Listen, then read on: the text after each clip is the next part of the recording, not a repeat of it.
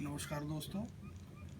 पिछली बार हमने जो प्राणायाम किया था, सूर्य भेदी प्राणायाम था। यह हठ योग और घेरण संहिता में पहला प्राणायाम कहलाया। आज हम आगे बढ़ते हुए उज्जयी प्राणायाम के बारे में बात करेंगे। उज्जयी प्राणायाम, अगर इसे हम संधि विच्छेद करें, उत्जयी यानी कि ऊपर के भाग को जीतने का। ऊपर के भाग को कैसे जीता जाए? उज्जयी प्राणायाम असल में हमें, जैसे कछुआ समस्त इंद्र अपने हाथ पैर और गर्दन को अपने खोल में सिकोड़ लेता है, ठीक वैसे योगी लोग इसके अभ्यास से अपनी ज्ञानेंद्रिय कर्मेंद्रियों को अपने संयम में ले आते हैं। मन को भी उसी में लिया जाता है। आँख, नाक, जीवा, घ्राण और त्वचा, इनको सबको, ज्ञानेंद्रियों को बिल्कुल अपने अंदर समाहित करके, उसके बाद मन को कंट्रोल में करके कर्मेंद्रियों को, क्योंकि प्रेरणा कर्म से जो ज्ञानेंद्रियों के द्वारा ज्ञान होता है उससे प्रेरित होकर ही कर्मेंद्रिय कार्य करती है, तो उसी के हिसाब से अभ्यास करते हैं। उज्जयी प्राणायाम कैसे करना है ये हम बाद में बात करेंगे, लेकिन प्राणायाम को जिस ढंग से हमने करना है, कैसे हम इसको विभक्त करेंगे दो प्राणों के बीच में। आपको सभी को पता है, नाभि से ऊपर का भाग प्राण वायु का है। उसके बाद कंठ से लेकर सिर तक का भाग आपका उदान वायु का है।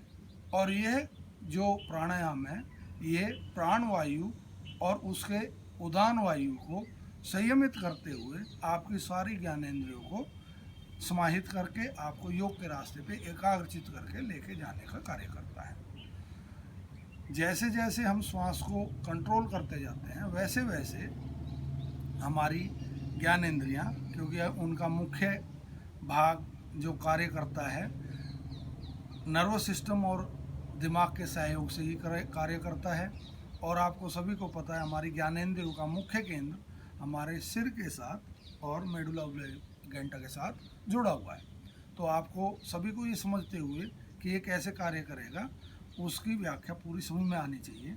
देखिए, जब आप लोग श्वास लेते हैं तो कुछ भाग ऑक्सीजन का श्वास लेते छोड़ते हुए ब्रेन की तरफ जाता है, लेकिन जब हम किसी चीज़ को, किसी भी प्राणायाम का अभ्यास करते हैं तो वो घर्षण के साथ, इसमें उज्जयी प्राणायाम में घर्षण के साथ जो श्वास लेते हैं तो उसमें पूरा संयम होता है, उसमें उद्विग्नता नहीं होती, उसमें उत्तेजना नहीं होती, सहजता से हमें ये प्राणायाम करना होता है।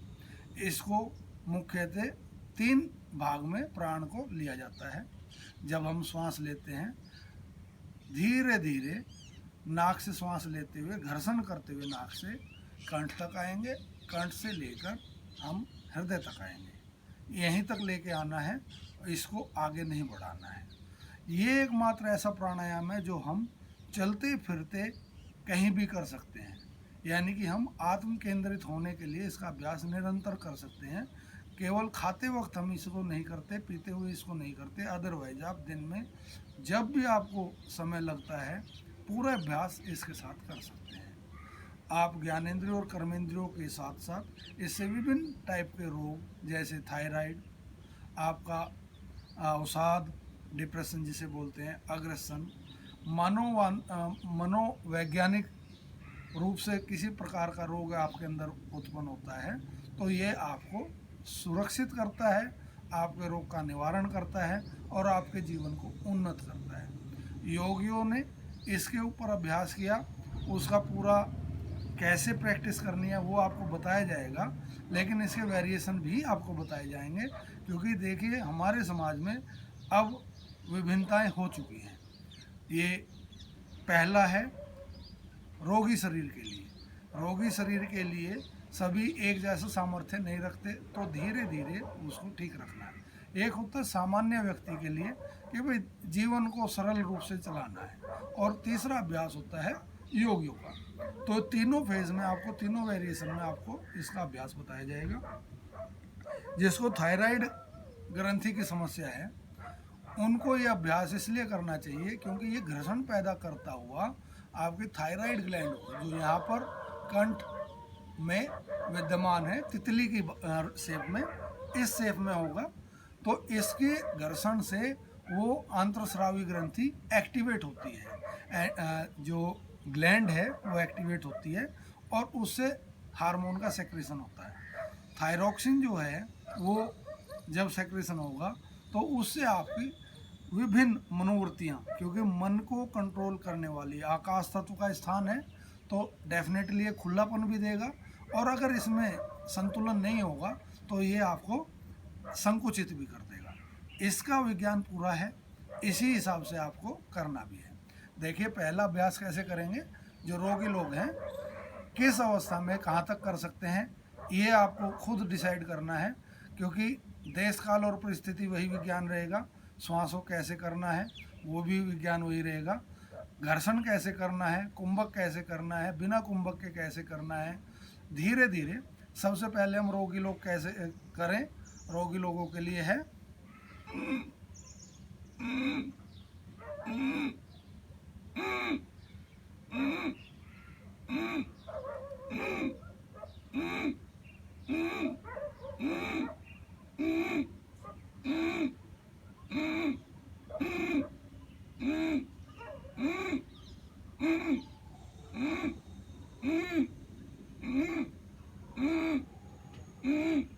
धीरे धीरे श्वास को भरना है।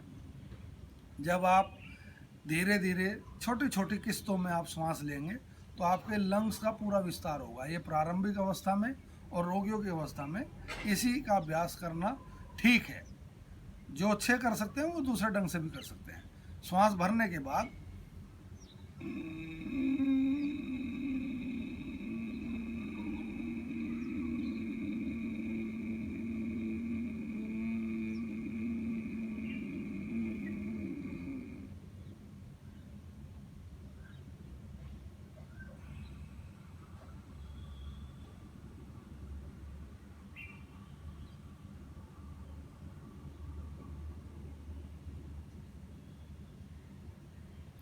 वही क्रम, जितनी देर आपने श्वास लिया उससे दोगुने समय में आपने श्वास को छोड़ना है। ये है सामान्य अवस्था में अभ्यास करने के लिए। सामान्य व्यक्ति, रोगी लोग ऐसे अभ्यास करें। और योगी लोगों के लिए कैसे अभ्यास होगा वो देख लें एक बार।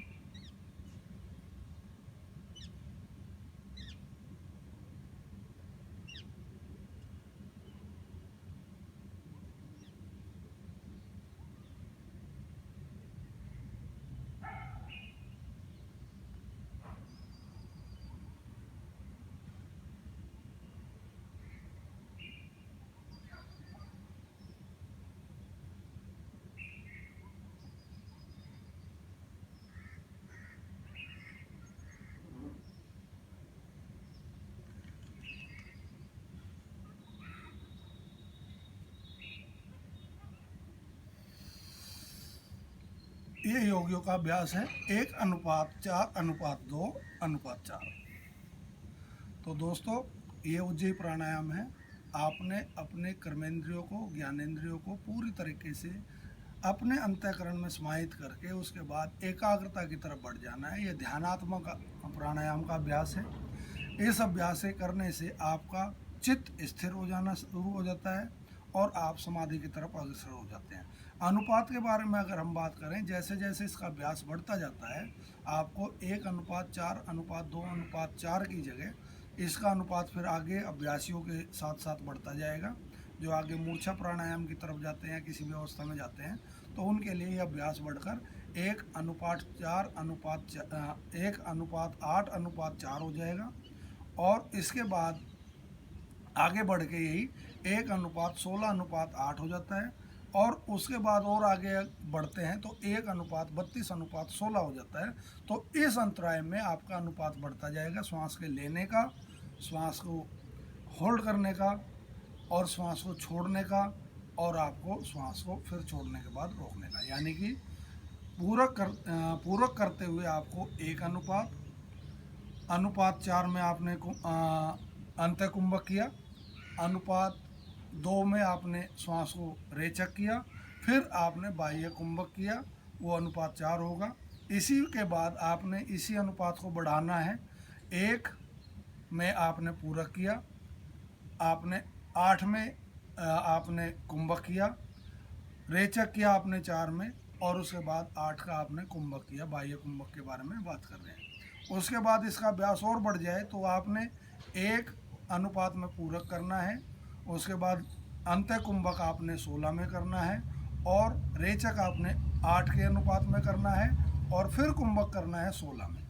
इसके बाद और अभ्यास बढ़ जाए तो 1 अनुपात 32 अनुपात 16 अनुपात 32, इस ढंग से आप बाद में श्वास को बिल्कुल गतिरोध करके रोक लेते हैं, और यही आपकी समाधि की तरफ लेके चला जाता है। तो दोस्तों, आप इसी प्राणायाम के अभ्यास से थायराइड ग्लैंड को एक्टिवेट कर सकते हैं, जिसकी वजह से आपका इम्बैलेंस ऑफ थायरॉक्सिन हार्मोन का है वो ठीक हो जाता है, जिससे आपको बहुत सारी बीमारियों से निवारण मिल जाता है।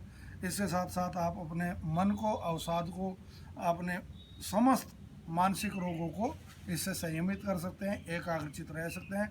ये एकमात्र प्राणायाम ऐसा है जो आप उठते, बैठते, चलते फिरते भी कर सकते हैं। एकमात्र यही प्राणायाम है जो आपके मन को, इंद्रियों को गिरने नहीं देता, इसे उठा के रखता है। इसमें आपका प्राण और उदान वायु दोनों ही सक्रिय होती हैं और आप ध्यान की तरफ बढ़ जाते हैं। धन्यवाद दोस्तों, आज के लिए इतना ही। नमस्कार।